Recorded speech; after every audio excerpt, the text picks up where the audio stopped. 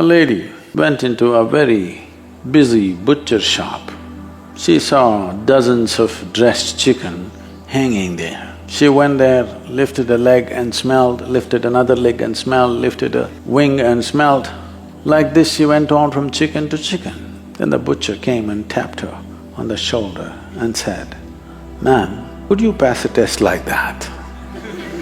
You won't. So don't go about smelling around, what's wrong with this guy, what's wrong with her, what's wrong with him, what's wrong with her, what's wrong with him. All of them stink a bit. Every tree, every plant, in some way rooted in filth. But the question is only, does it throw out a fragrant blossom? That's all the question is. If the roots are bloody clean, it will not throw out anything wonderful. Are we in the process of transformation? Because this is the nature of life. Are we a continuous process of transformation? Because everything is, everything else on the planet is in the process of transformation. Are you a process of transformation? That's a big question. If you are a big yes to this one question, nothing else matters. If you are a stagnant pool, getting entangled in this and that every day and finding devious reasons as to why you're entangled, then you're a hopeless case. You are a waste of time on this planet. When I say waste of time, I'm saying a wasted life because your life is just time.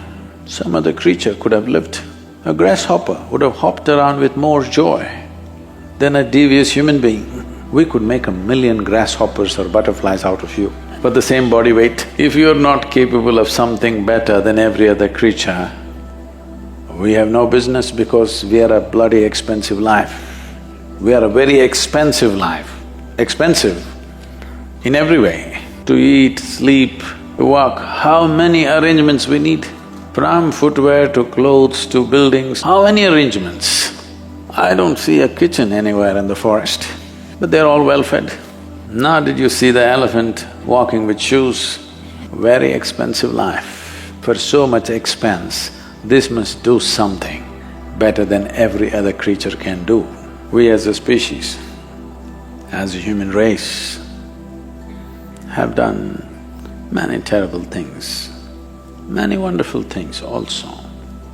But for every wonderful thing we do, we have at least one terrible thing to show, if not more.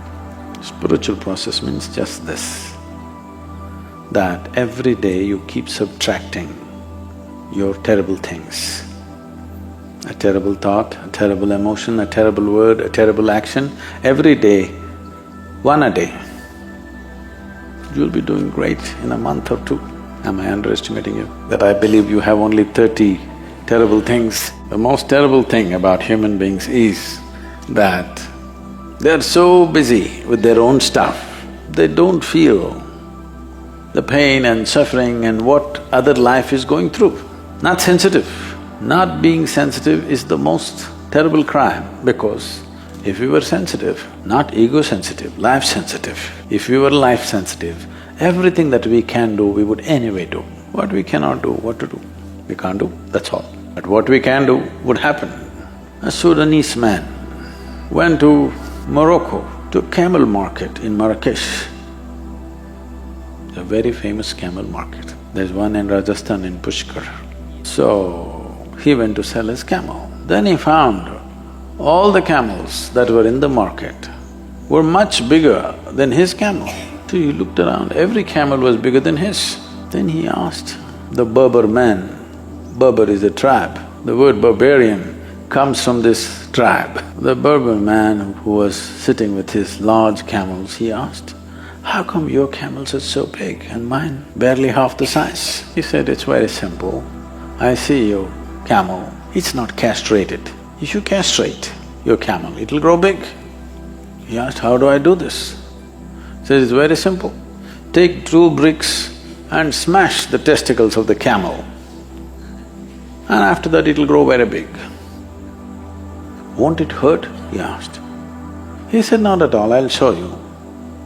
And he brought one camel, took 2 bricks and smashed it. The camel screamed in pain and ran. This Sudanese guy asked, "But you said it won't hurt." "Well, it only hurts if you get your finger between the bricks." You're very sensitive to what happens to you, barely sensitive to what happens to everything else. In this condition, the most wonderful nature of the human being will not find expression. You have to become sensitive. You must understand the tree, the flower, the birds, and all creatures are very sensitive to everything that's happening around them. They won't go and hurt anything unless they need to eat, unless it's their food. They never went about simply killing, because they're very sensitive to life. Not in the way you understand, not as an emotion, but simply sensitive to life. Never did this tree branch come down and knock any of you down during a darshan. Either it's for food or in self-defense.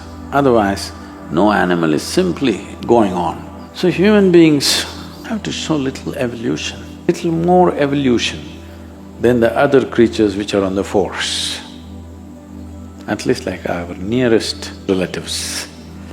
Yes, I know, in the world there is competition for resource, there is competition for everything, and some friction will happen here and there. I am not innocent of those things, but I want you to at least eliminate the friction that happens within you, though you have nothing to gain. Simply, you smelling every chicken, but you yourself won't pass the test.